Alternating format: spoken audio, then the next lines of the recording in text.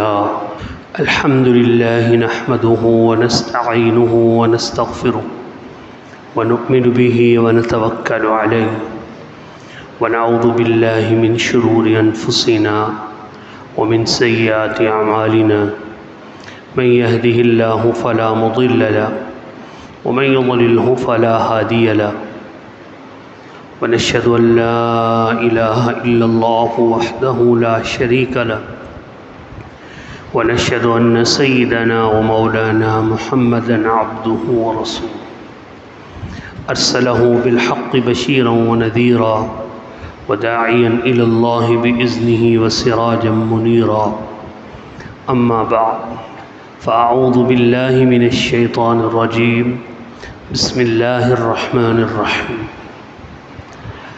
إن الله وملائكته يصلون على النبي يا أيها الذين آمنوا صلوا عليه وسلموا تسليما إن الذين يؤذون الله ورسوله لعنهم الله في الدنيا والآخرة وأعد لهم عذابا عظيما وقال الله تبارك وتعالى في موضع آخر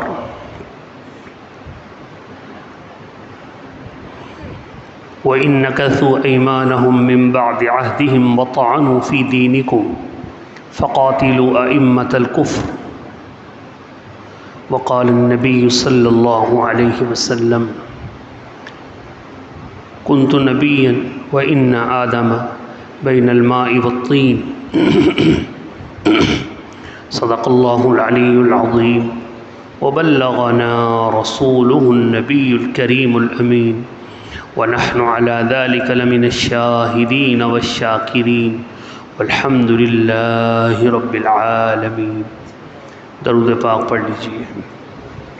اللهم صل على سيدنا ومولانا محمد وعلى آل سيدنا ومولانا محمد النبي الأمي وعلى آله وسلم تسليما.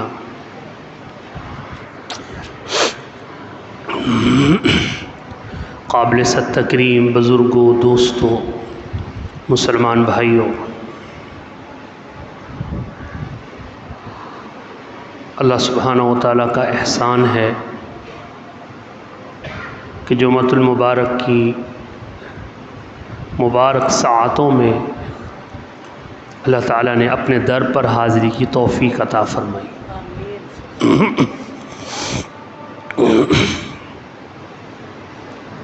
وما توفیقی الا باللہ، اور توفیق نہیں دیتے مگر اللہ تعالیٰ. اللہ تعالیٰ کی توفیق نہ ہو تو ہم نیکی اور اچھے اور خیر کی طرف ایک قدم بھی نہیں بڑھا سکتے. اور اللہ تعالیٰ کی حفاظت نہ ہو تو ہم گناہ سے ایک قدم بھی نہیں بچ سکتے. اللہ کریم ہے، رحیم ہے، اس لیے نیکیوں کی توفیق عطا فرماتے ہیں، یہ بھی اس کا کرم ہے. گناہوں سے بچا لیتے ہیں، یہ بھی اس کا کرم ہے. اگر کسی کو ماحول ہی ایسا فراہم کر دیں اللہ تعالیٰ کہ وہ گناہ کرنا چاہے لیکن کر ہی نہ سکے، کتنا خوش نصیب انسان ہے کہ دل میں تقاضا ہے، شیطان وسوسے ڈالتا ہے، لیکن اللہ تعالیٰ نے اس کو ماحول ایسا دے رکھا ہے، پیچھے ہٹنے پہ مجبور ہو جاتا ہے. ایسا نیک ماحول جس کو میسر آ جائے وہ جتنا شکر ادا کرے اتنا کم ہے. قرآن کریم کی جو آیات مبارکہ پڑھی گئی ہیں، چونکہ ماہ ربیع الاول کا مہینہ رواں دواں ہے اور امام الانبیاء سرور کونین جناب محمد الرسول اللہ صلی اللہ علیہ وسلم کے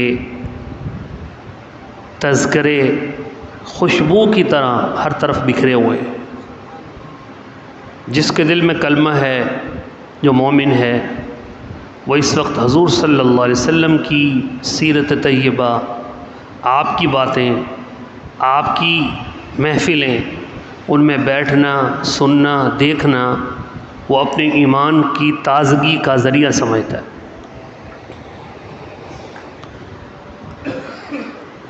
اور ایک حقیقت بھی یہی ہے کہ ایک مومن کے لیے حضور اکرم صلی اللہ علیہ وسلم کی محبت سے بڑھ کر اور کیا ہے. اور اللہ کے پیارے حبیب صلی اللہ علیہ وسلم نے ارشاد فرمایا لا یؤمن احدکم حتی اکون احب الیہ من والدہ وولدہ والناس اجمعین. تم میں سے کوئی شخص مومن ہی نہیں ہو سکتا جب تک کہ مجھ سے اتنی محبت کرے کہ وہ محبت اس کی جو ماں باپ سے محبت ہے اس سے زیادہ ہو. جو وہ اولاد سے محبت کرتا ہے میری محبت اس سے زیادہ ہو. کائنات میں کسی شے سے بھی، بیوی سے، بچوں سے، دولت سے، کسی بڑے سے بڑے انسان سے انسان کو جو محبت ہو سکتی ہے اس سے زیادہ محبت مجھ سے رکھے گا تو اس کا ایمان کامل ہوگا. اور مفہوم کیا ہے کہ تم میں سے کوئی شخص اس وقت تک مومن نہیں ہو سکتا جب تک کہ اپنی ساری محبتوں کو میری محبت پہ قربان نہ کر دے. یہ حدیث پاک کا مفہوم ہے. ہر محبت میری محبت پہ قربان ہو جائے پھر یہ شخص مومن ہے، پھر یہ شخص صاحب ایمان کہلانے کا مستحق ہے. گزشتہ جمعۃ المبارک میں آپ نے سنا کہ الکفر ملت واحدہ، سارا کفر ایک ہے.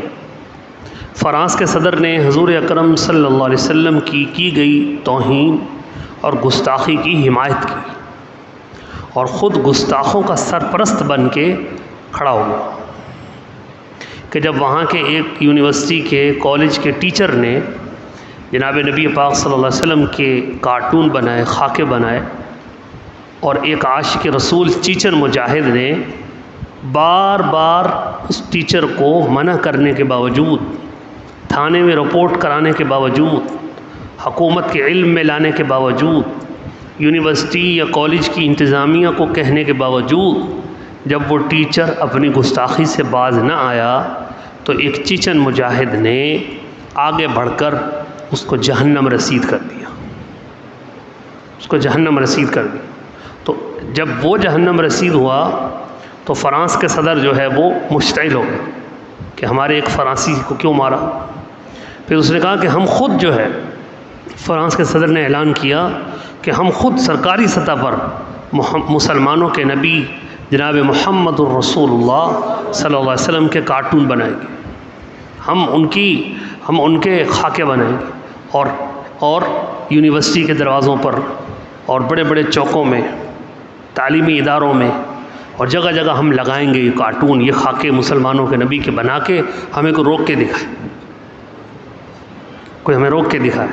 توبہ نعوذ باللہ. کمزوری مسلمانوں کی. ہمارے مسلمان ساری دنیا کے، خاص طور پہ عرب، سعودی عرب ہوں یا دیگر عرب ممالک ہوں، وہ ڈالر کی مستی میں ایسے گم ہیں کہ انہیں اس کے علاوہ کچھ اور دنیا میں نظر ہی نہیں آتا. اے کاش کہ وہ عشق رسول، اگر صرف دنیا کے عرب مسلمان اللہ کے رسول صلی اللہ علیہ وسلم کی ناموس کی حفاظت کے لیے میدان میں آ جائیں تو آج بھی صحابہ کرام کی یادیں زندہ ہو سکتی، کیونکہ یہ صحابہ کرام کی اولاد ہے. اللہ تعالیٰ ان کو غیرت ایمانی نصیب فرمائے. تو اس کے بعد بہت سے لوگوں کے دلوں میں کہ جب اس کو قتل کر دیا تو آپ نے دیکھا ہوگا ٹی وی پر، میڈیا پر اچھے لوگ، عاشقان رسول، صاحب ایمان، وہ بھی آتے ہیں، حق کی بات کرتے ہیں، دین کی بات بتاتے ہیں. وہ بہت تھوڑے ہیں، اور کان دجال کو ماننے والے اور اس کے پیروکار زیادہ ہیں. تو کوؤں کی طرح کائیں شروع ہو گئی کہ جی حضور صلی اللہ علیہ وسلم کے گستاخ کو قتل کرنا، جہنم رسید کرنا، اس کا قرآن میں تو کہیں ذکر ہی نہیں. اللہ کے نبی پر الحمد سے والناس تک قرآن پاک اترا، پورے قرآن میں یہ ذکر ہی نہیں ہے کہ نبی علیہ السلام کا جو گستاخ ہو اس کو قتل کر دو. تو مسلمان کیوں کہتے ہیں کہ نبی کے گستاخ کو جہنم رسید کرو؟ کسی نے کہا کہ جی کسی حدیث میں بھی نہیں ہے. خدا جانے یہ کہنے والا گونگا بہرا اندھا ہے کہ نہ قرآن پڑھتا ہے نہ حدیث پڑھتا ہے، یا پھر ڈالروں نے اور لفافے نے اندھا کر دیا ہے کہ جیب میں لفافہ آ گیا، اب وہ بات کرنی ہے جس سے اگلے دن اس سے موٹا لفافہ ملے، اگرچہ وہ بات قرآن کے خلاف ہو، حدیث کے خلاف۔ عجیب بات، کہ عجیب بات ہے کہ ایسی روز روشن کی طرح۔ اب آج جمعہ کا دن ہے، کوئی شخص کھڑا ہو کے کہہ دے جی صاحب آج جمعہ نہیں، یہ بات تو ایسی ہے ہی نہیں کہ اس پہ آپ دلیل قائم کریں کہ بھی کل جمعرات تھی، پرسوں بدھ تھا، پھر منگل تھا، ہر ایک کو پتا ہے جمعہ ہے۔ کوئی عین دوپہر کے وقت باہر کھڑا ہو جائے اور اوپر دیکھ کے کہے جی سورج نہیں ہے اس وقت رات ہے، تو آپ کہو گے بھائی یا تو یہ پاگل ہے یا یہ اندھا ہے، دو ہی باتیں۔ پاگل ہے تو علاج کرائے، اندھا ہے تو پھر اس کا قصور ہی نہیں، ہے ہی اندھا، ہے ہی اندھا۔ اور اندھے بھی کئی قسم کے ہیں، اللہ نے قرآن میں فرمایا وَلَهُمْ أَعْيُنٌ لَا يُبْصِرُونَ بِهَا، بہت سے آنکھوں والے ایسے ہیں کہ جن کی آنکھیں ہیں لیکن ان کو نظر نہیں آتا۔ کیوں؟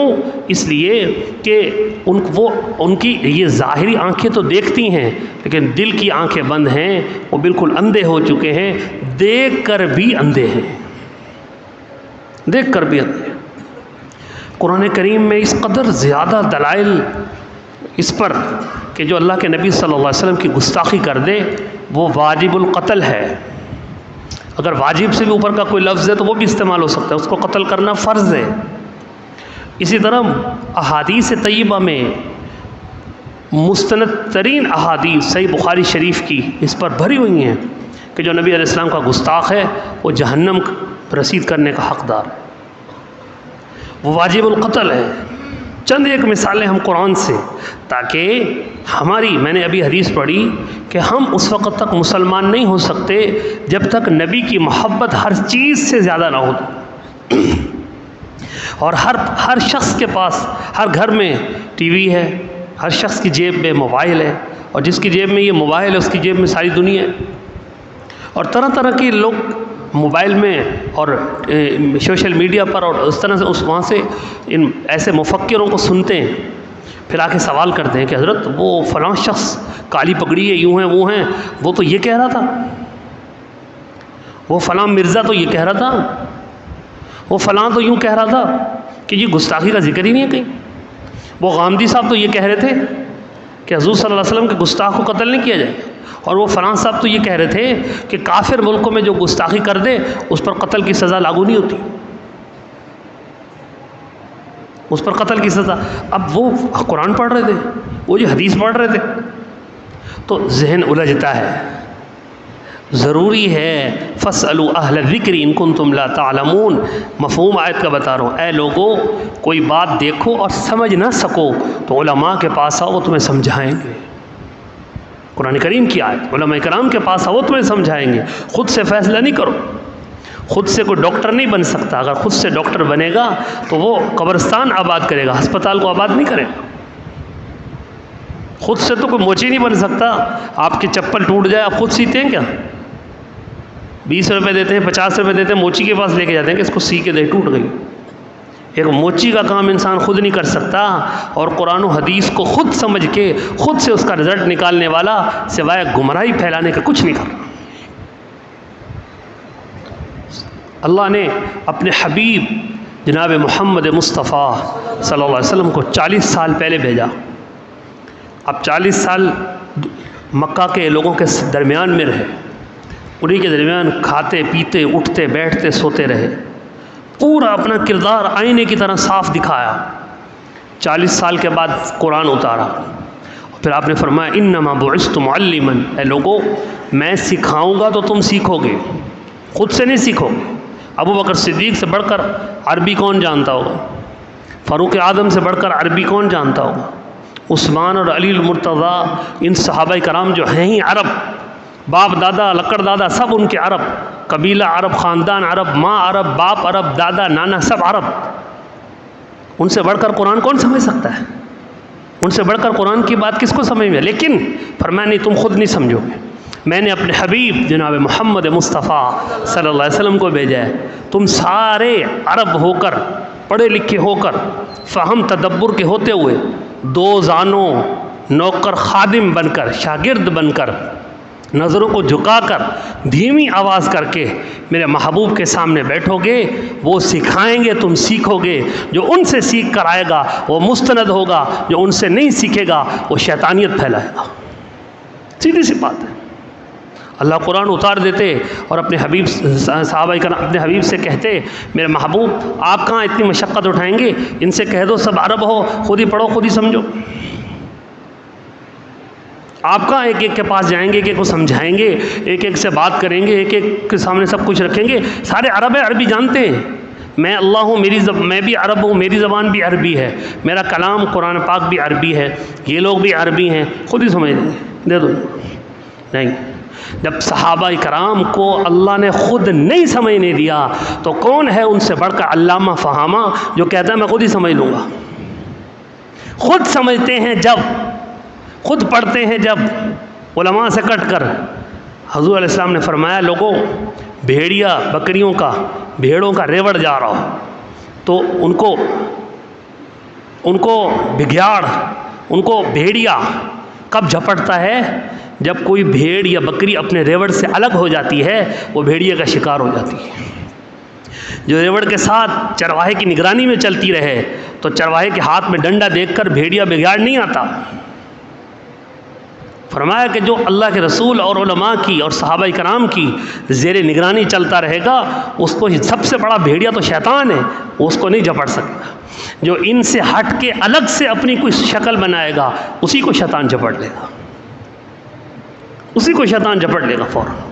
تو میں عرض کر رہا تھا، قرآن کریم کو اگر آپ دیکھیں، نبی پاک صلی اللہ علیہ وسلم کی احادیث کو دیکھیں، سب سے زیادہ سخت سزا قتل کرنے کی اور نبی پاک صلی اللہ علیہ وسلم کی توہین پر ہے کہ جو نبی کی توہین کر دے، وہ مسلمان ہو یا کافر ہو، مسلمان ہے تو کافر ہو گیا، واجب القتل ہو گیا، اور اگر کوئی کافر ہے وہ تو ہے ہی کافر، اگر وہ نبی کی توہین کر دے واجب القتل ہو گیا۔ ہر ایک کے لیے معافی ہے، اس کے لیے کوئی معافی نہیں، کوئی اور کسی عدالت کو، کسی حکومت کو، کسی وزیر اعظم کو، کسی صدر مملکت کو گستاخ رسول کو معاف کرنے کا کوئی اختیار نہیں۔ یہ اختیار صرف اللہ اور اللہ کے رسول کا ہے، اور انہوں نے اپنا اختیار اپنے قرآن میں، نبی پاک نے اپنے فرمان میں واضح کر دیا ہے، واضح کر دیا۔ تو اس لیے قرآن کریم کو اگر آپ دیکھیں، سب سے پہلے اللہ تعالیٰ اپنے قرآن میں فرماتے ہیں، تفسیر ابن کثیر، تفسیر مظہری اور تمام مستند تفسیر، میں ان تفسیروں کا نام لے رہا ہوں جو مسلمانوں کے ہر مسلک، ہر مشرب اور دنیا کے ہر کونے میں بسنے والے صاحب علم کے لیے قابل قبول ہے۔ میں ایسی تفسیر کا نام ہی نہیں لے رہا کہ ایک مسلک کا آدمی کہے جی ہمارے مسلک کی تو دوسری تفسیر ہے، نہیں، سب کی، عربی ہو، عجمی ہو، پاکستانی ہو، بیرون پاکستانی ہو، کلمہ گو لا الہ الا اللہ محمد رسول اللہ پڑھنے والا ہر مسلمان کے لیے مستند معتبر صاحب تفسیر، ایسی تفسیر۔ تفسیر ابن کثیر سب سے پہلے میں نے اس کا نام لیا۔ قرآن کریم کی آیت، پارہ نمبر 10، سورۃ التوبہ، سورۃ التوبہ کی آیت نمبر 12، اللہ سبحانہ و تعالی ارشاد فرماتے ہیں، وَإِن نَكَثُوا مِن بَعْدِ إِيمَانِهِمْ وَإِن نَكَثُوا مِن بَعْدِ عَهْدِهِمْ إِيمَانِهِمْ وَطَعَنُوا فِي دِينِكُمْ فَقَاتِلُوا أَئِمَّةَ الْكُفْرِ وَإِن نَكَثُوا مِن بَعْدِ عَهْدِهِمْ وَطَعَنُوا فِي دِينِكُمْ فَقَاتِلُوا أَئِمَّةَ الْكُفْرِ۔ یہ کافر، مشرک، یہ تمام لوگ آپ سے کوئی معاہدہ کر لیں، کوئی وعدہ کر لیں، کوئی بات چیت طے کر لیں، پھر اس وعدے کو توڑ دیں، اس کی مخالفت کریں، وعدہ توڑ دیا، اس کے ساتھ ساتھ وَطَعَنُوا فِي دِينِكُمْ، آپ کے دین پر تانے کسیں۔ یا اللہ یہ تانوں سے کیا مراد ہے؟ فرمایا تانوں سے مراد یہ ہے کہ ان کے بڑے آ کر نبی پاک صلی اللہ علیہ وسلم کا مذاق اڑائیں، توبہ نعوذ باللہ نبی پاک صلی اللہ علیہ وسلم کو گالی دیں، توبہ نعوذ باللہ نبی پاک صلی اللہ علیہ وسلم کی توہین کریں۔ یہ ہے وَطَعَنُوا فِي دِينِكُمْ کہ تمہارے دین پر طعنت زنی کریں۔ آج میں یا آپ ہیں، ہم گھر میں بیٹھے ہیں، ہماری ماں ہے، ہماری بچیاں ہیں، گھر والے ہیں، کوئی ایک شخص ہمارے خاندانی معاملات کو سامنے رکھ کر ہمیں طعنہ دیتا ہے تو ہمیں اپنی توہین لگتی ہے، یار پرانی بات کا طعنہ دے کے چلا گیا مجھے. ہمیں آج اس کی اپنی توہین محسوس ہوتی ہے کہ محفل میں بیٹھ کے مجھے طعنہ دے دیا. تو امام الانبیاء سرور کونین، دو جہاں کے سردار، رحمت دو عالم جناب محمد مصطفیٰ صلی اللہ علیہ وسلم کو اگر کوئی شخص طعنہ دے کر آپ کی توہین کرے اور جھوٹا طعنہ دے، جھوٹا طعنہ، کبھی توبہ نعوذ باللہ مجنون ہونے کا طعنہ دے، کبھی شاعر ہونے کا طعنہ دے، کبھی جھوٹ بولنے کا طعنہ دے، کبھی کوئی اور ایسا طعنہ دے جس سے میرے نبی کی توہین کا پہلو نکلتا ہو، یہ طعنہ فرمایا وَطَعَنُوا فِي دِينِكُمْ، تمہارے دین پر طعنہ ہے. اور جو ایسا کرے وَإِن نَكَثُوا مِن بَعْدِ عَهْدِهِمْ وَطَعَنُوا فِي دِينِكُمْ فَقَاتِلُوا أَئِمَّةَ الْكُفْرِ، ایسے کفر کے سرخیلوں کو قتل کر کے ان کی گردنیں الگ کر دو. قرآن کریم ہے، میرے پاس ڈیسک کے اوپر تفسیر ابن کثیر رکھی ہے، جس کا دل چاہے آئے. پارہ نمبر 10 سورۃ التوبہ آیت نمبر 12. اللہ نے اپنے قرآن میں فرمایا اور اس کی تشریح میں نبی پاک صلی اللہ علیہ وسلم اور صحابہ کرام کی روایات موجود ہیں کہ گستاخ رسول واجب القتل ہے. کم از کم ہم مسلمانوں کا ذہن تو کلیئر ہو. دنیا میں بیٹھے ہوئے شخص جو بولتے رہیں، ہم مسلمان تو ایک طرف ہوں، ہمارا ذہن تو کلیئر ہو کہ یار ہمارے نبی کی ذات پاک، اللہ کے بعد ہمارے نبی کی ذات پاک سے بڑھ کر ہمارے لیے کوئی مقدس نہیں. ہم مومن مسلمانوں کا ایمان تو کامل ہو، ہمیں تو شرح صدر ہو، ہم ہی ڈاواں ڈول ہوں، ادھر ہیں یا ادھر ہے، پتہ نہیں یہ جو بیٹھا ہوا ہاں کرا یہ صحیح کہہ رہا ہے، یا امام صاحب سے جو سنا تھا وہ صحیح تھا، قرآن پاک کی بات کچھ اور بتا رہی، یہ کچھ اور کر. ہم تو ڈاواں ڈول نہ، ہمیں تو پتہ ہو، ہمیں تو کم از کم شرح صدر ہو کہ نہیں یار بات اللہ اور اللہ کے رسول کی اٹل ہے بات. اور میں چیلنج کر کے ممبر رسول پہ کتاب کا نام، سپارے کا نمبر، سورت کا نام، اس کی آیت نمبر بتا رہا ہوں. میرے پاس ڈیسک پہ تفسیر رکھی ہے، جس کا دل چاہے ہمت کر کے آ جائے، احسان ہوگا. آئے اور تفسیر ابن کثیر اٹھائے. آج سے 800 سال لکھی گئی پہلے کی تفسیر، ابھی کی نہیں کہ جی وہ فلاں مسلک کے عالم کی، وہ فلاں مسلک کی، جی وہ بریلوی کی، وہ جی دیوبندی، وہ جی اہل حدیث کی، وہ جی حنفی کی، وہ شافعی کی. ابھی کی نہیں کہہ رہا میں، 800 سال پہلے کی تفسیر بتا رہا ہوں. جب کوئی جانتا ہی نہیں تھا دیوبندی کون ہوتے ہیں، بریلوی کون ہوتے ہیں، اہل حدیث کون ہوتے ہیں، سب مسلمان ہیں، ایک ملت ہیں اور وہ ملت اسلامیہ ہے. تو اس لیے میں عرض کر رہا ہوں، پہلی آیت میں نے پڑھی. دوسری آیت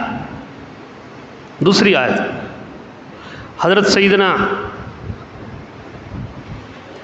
محمد مصطفیٰ صلی اللہ علیہ وسلم تشریف فرما ہے. ایک یہودی، یہ واقعہ میں پہلے کئی دفعہ سنا چکا ہوں، اس لیے اس کو بہت شارٹ کٹ سناؤں گا.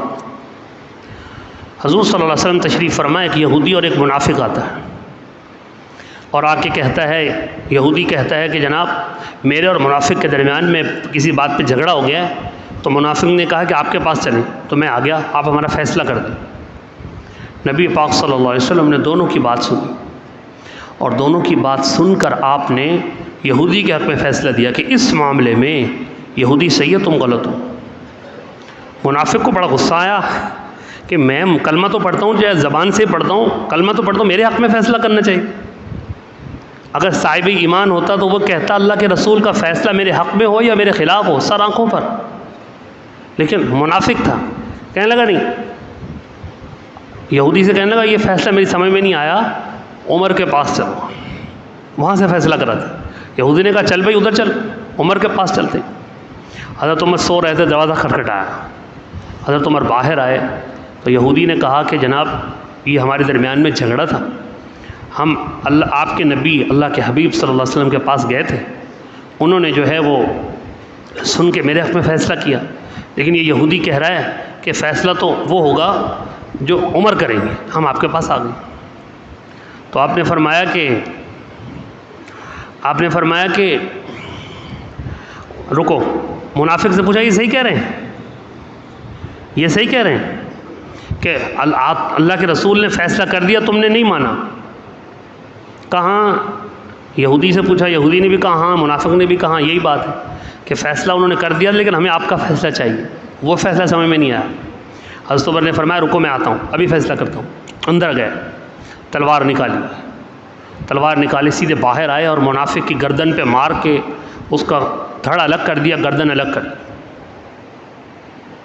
قتل کر کے وہیں اور اندر چلے گا، اور فرمایا کہ جو محمد مصطفیٰ کے فیصلے کو نہیں مانتا پھر فاروق اعظم اس کا فیصلہ ایسے کرتا ہے صلی اللہ علیہ وسلم۔ آج اگر پاکستان کی ایک session court, supreme court, high court کوئی فیصلہ کر دے اور جس کے حق خلاف فیصلہ آیا وہ جج کے روبرو سامنے کہہ دے کہ میں نہیں آپ کا فیصلہ مانتا، تو ہمارا قانون اور ہماری عدالت کہتی ہے یہ توہین عدالت کر رہا ہے، اس کو گرفتار کرو اور جیل میں ڈالو۔ جبکہ آج جو جج فیصلہ کر رہا ہے اس کے فیصلے میں صحیح ہونے کا بھی امکان ہے، غلط ہونے کا بھی امکان ہے، اس بات کا بھی امکان ہے کہ اس کو پیسے دے کے فیصلہ خرید لیا گیا ہو، اس بات کا بھی امکان ہے کہ اس کے پاس جو بحث کرنے والے ہیں انہوں نے جھوٹ سچ کہہ کے اس کو اس سے غلط فیصلہ کرا لیا ہو۔ یہ سارے امکانات آپ کو معلوم ہے، ہمارا جو سسٹم چل رہا ہے اس میں کچھ بتانے کی بات نہیں ہے کہ ایک باپ نے فیصلہ کیا، اس کی زندگی گزر گئی، فیصلہ نہیں ہوتا، اس کے بعد اس کی اولاد آ گئی، فیصلہ نہیں ہوتا، اس کے پوتے آ گئے، اب فیصلہ آ گیا یہ تمہارے باپ کے حق میں، اب بلاؤ جس نے کیس کیا تھا۔ اب کون بتائے گا جی جس نے فیصلہ کے لیے جو اپیل لے کر آیا تھا اس کو 40 سال ہو گئے قبرستان میں سو رہا ہے، وہ کہاں سے آ کے فیصلہ وصول کرے؟ یہ ہمارا سسٹم ہے۔ حیرت کی بات ہے کہ ایک آدمی جس کی عزت لٹی، اس کی ماں پر، بیوی پر، بیٹی پر کسی نے دست درازی کی، ظلم کیا، اس کے کسی باپ کو، بھائی کو قتل کر دیا، اس پر ظلم و ستم ہوا، وہ روتا پیٹتا آ رہا ہے، عدالت جاتا ہے، وہاں لائن لگی، یہ وکیل صاحب ہیں، یہ جناب محرر ہیں، یہ فلاں ہیں، یہ فلاں ہیں، اس کی اتنی فیصد کی، اس کی اتنی فیصد کی، اتنی فیصد کی، اس کی انصاف دلانے پر فیس لے کر مظلوم کو انصاف دلایا جاتا ہے، اور فیس لے کر جیبیں بھر لی جاتی ہیں، معلوم نہیں انصاف ملنا بھی ہے کہ نہیں ملنا، معلوم نہیں۔ آج کے عدالت کی کوئی شخص یہ کہہ رہے میں فیصلہ نہیں مانتا، عدالت کی توہین کر رہے ہیں۔ تو جو دو جہاں کے سردار، خاتم الانبیاء، کہ اللہ کی عدالت کے بعد اس زمین پر سب سے بڑی عدالت جناب محمد مصطفیٰ صلی اللہ علیہ وسلم کی ہے، اگر کوئی ان کو یہ کہہ دے کہ میں ان کا فیصلہ نہیں مانتا تو ان کی توہین نہیں ہے؟ تو منافق نے کہا میں ان کا فیصلہ نہیں مانتا، تو حضرت عمر نے تلوار اٹھائی اور گردن الگ کر دی کہ اچھا اللہ کے رسول کا فیصلہ نہیں مانتا۔ اس کے جو بھائی تھے، رشتہ دار تھے، وہ بھاگے وہاں سے حضور صلی اللہ علیہ وسلم کے پاس کہ وہ عمر نے ایک مسلمان کو مار دیا، کیونکہ منافق ظاہراً کلمہ پڑھتا تھا، تو وہ اس بات میں ڈٹ گئے کہ یہ مسلمان تھا، حضرت عمر نے غلط قتل کیا۔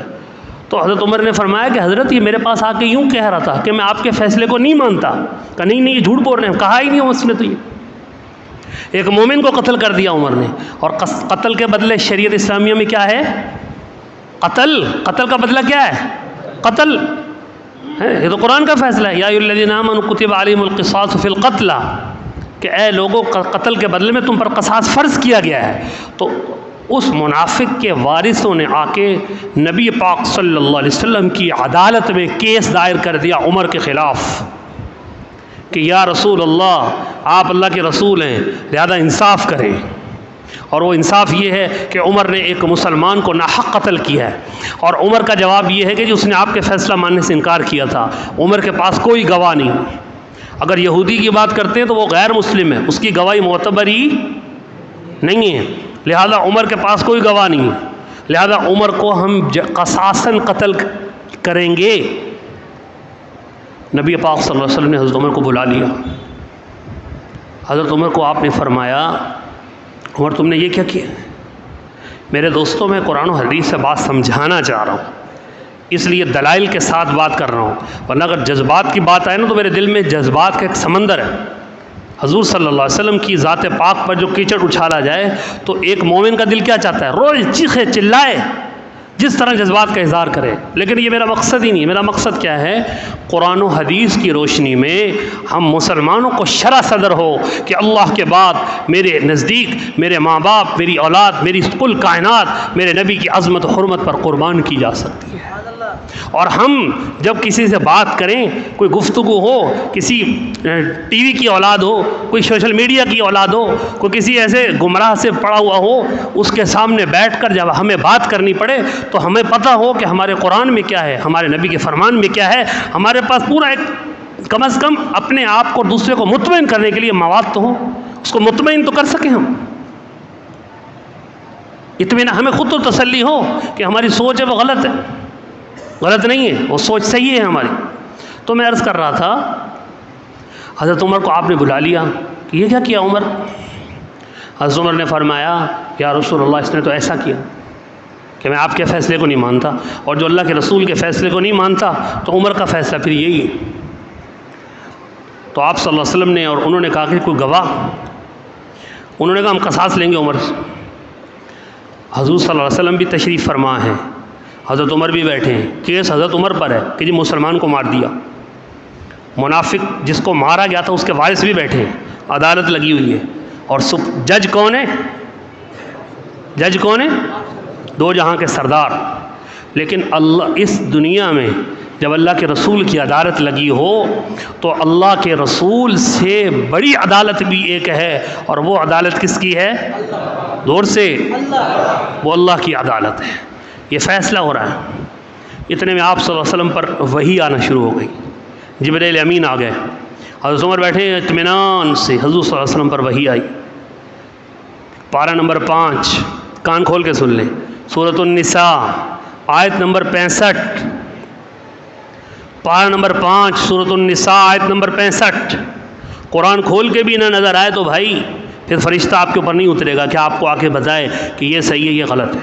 قرآن کھول کے بھی سمجھ میں نہ آئے، قرآن میں فرمایا آیت نمبر 65 سورۃ النساء، فلا وربک لا یؤمنون، پہلی آیت۔ منافق کہہ رہے تھے یہ مومن کو قتل کیا ہے، عمر کہہ رہے تھے انہوں نے آپ کی گستاخی کی ہے، یہ مومن نہیں ہے، نبی آپ کا گستاخ مومن نہیں ہو سکتا۔ حضور صلی اللہ علیہ وسلم فرما رہے تھے عمر تم نے یہ کیا کیا، میرے پاس لے کر آتے، میرے پاس لے کر آتے۔ اللہ کا قرآن اترا، فلا وربک لا یؤمنون، اے محمد آپ کے رب کی قسم، رب خود ہے لیکن انداز کلام الہی ایسا ہے کہ لگتا ہے جیسے رب کوئی اور خود ہی کہہ رہے ہیں، خود ہی رب ہیں، خود ہی کہہ رہے ہیں، فلا وربک، قسم ہے آپ کے رب کی، خود رب کہہ رہا ہے۔ میں اور آپ تو قسم کھاتے ہو تو ہم کہتے ہیں قسم ہے ہمارے رب کی، قسم ہے اللہ کی، قسم ہے کعبہ کے رب کی، قسم ہے نبی کے رب کی، قسم ہے، ہم تو یوں کہتے ہیں، رب خود کہہ رہا ہے فلا وربک، قسم ہے آپ کے رب کی، اور رب کون ہے؟ خود۔ رب کون ہے؟ خود ہے۔ فلا وربک، قسم ہے آپ کے رب کی، یہ کہہ کے پھر فرمایا لا یؤمنون، یہ جھوٹ بول رہے ہیں، یہ مومن نہیں ہے۔ جس نے آپ کے فیصلے کا انکار کیے نا، رب پہلے قسم کھا رہا، اگر رب قسم نہ کھائے اور یوں ہی بات کرے تو رب کی بات پھر بھی 100% سچی ہے۔ ومن اصدق من اللہ قیلا، اللہ سے سچی بات کس کی ہو سکتی ہے؟ اللہ سے زیادہ سچی بات کون کر سکتا ہے؟ قرآن کہہ رہا ہے ومن اصدق من اللہ قیلا، اللہ سے بڑھ کر سچی بات کس کی ہے؟ پھر بھی اللہ اپنی بات کی 100% سچائی کے اوپر قسم کا ٹھپا مہر لگا رہا ہے۔ فلا وربک، اے محبوب آپ کے رب کی قسم ہے کہ تم جب آپس میں بات کو پکا کرتے ہو تو قسمیں کھاتے ہو، تو میں بھی تمہاری بات کو پکا کرنے کے لیے رب اپنی قسم خود کھا کے تمہیں کہہ رہا ہوں کہ فلا وربک، آپ کے رب کی قسم، لا یؤمنون، یہ مومن نہیں ہے جس کو عمر نے قتل کیا ہے، کیونکہ یہ آپ کے فیصلے کا انکار کر چکا ہے۔ یا رسول اللہ کیوں مومن نہیں ہے؟ اس لیے فلا وربک لا یؤمنون حتی یحکموک فیما شجر بینہم، کہ جو فیصلہ آپ نے کیا اگر مومن ہوتا اس فیصلے پر سر تسلیم خم کرتا، پھر عمر کے دروازے پہ نہ جاتا کہ محمد نے یہ فیصلہ کیا وہ ہمیں قبول نہیں، اب ہمارے حق میں فیصلہ عمر کریں۔ عمر کے دروازے پر نہ آتا، آپ کے فیصلے پر سر تسلیم خم کرتا، اس کو تسلیم کرتا۔ ثم لا یجدوا فی انفسہم حرجا مما قضیت ویسلموا تسلیما۔ مومن کامل کون ہے؟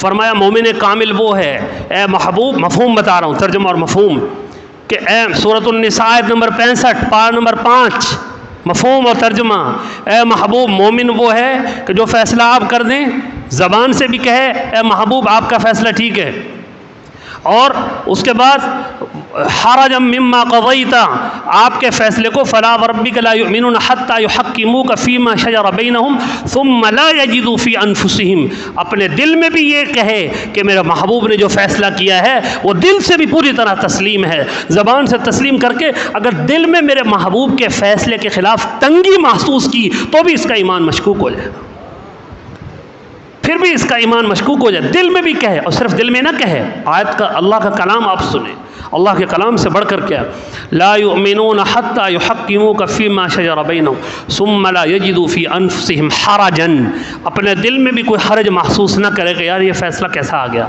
نہیں، اس پہ پورا اس کو تسلیم کرے، اور تسلیم کیسے کرے، وَيُسَلِّمُ تَسْلِيمًا، ایسا تسلیم کرے کہ جس کے بعد انکار کی کوئی گنجائش ہی باقی نہ رہے، ایسا واضح تسلیم کرے کہ اللہ کے بعد محمد مصطفیٰ کی عدالت ہے اور ان سے بڑھ کر کسی کا فیصلہ نہیں ہے، لہذا اللہ فیصلہ دیتے ہیں۔ عمر نے جو منافق کو قتل کیا وہ گستاخ رسول تھا، اور گستاخ رسول اس لیے تھا کہ اس نے آپ کا فیصلہ ماننے سے انکار کر دیا تھا۔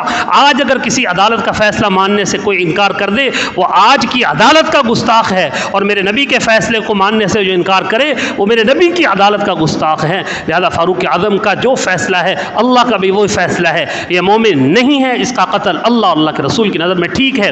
آپ نے وہ وحی کی کیفیت ختم ہوئی، آپ نے وہ آیت پڑھی، منافقوں سے کہا تم گواہ مانگ رہے تھے عمر سے کہ عمر تم نے ایک گستاخ کو قتل کیا، گواہ کون ہے؟ لو رب العالمین خود عمر کے گواہ بن کر قرآن اتارنے کے لیے خود آ گئے ہیں،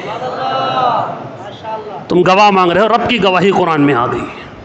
اللہ تعالیٰ نے توفیق دی، میں رب العالمین سے توفیق کا درخواست گار ہوں، اللہ کی توفیق کے بغیر کچھ بھی نہیں ہے۔ تو انشاءاللہ قرآن کریم کی روشنی میں اور صحیح احادیث، مستند اٹل احادیث، کہ کسی کی جرت نہ ہو کہ ان احادیث کو یہ کہہ سکے کہ جی یہ ضعیف ہیں، یہ موضوع ہیں، اٹل احادیث قرآن اور حدیث کی روشنی میں انشاءاللہ آئندہ جمعہ تک اللہ کی توفیق سے ہم یہ اطمینان کر لیں گے اپنے سینے میں کہ میرے محبوب صلی اللہ علیہ وسلم کے گستاخ کی سزا خود رب العالمین نے جو بتائی ہے وہ یہی ہے کہ گستاخ رسول کے ناپاک وجود سے اس زمین کو پاک کر دیا جائے اور اسے جہنم رسید کر دیا جائے۔ اللہ ہمیں اپنے حبیب صلی اللہ علیہ وسلم کی سچی اور پاکیزہ محبت نصیب فرمائے۔ وآخر دعوانا الحمد للہ۔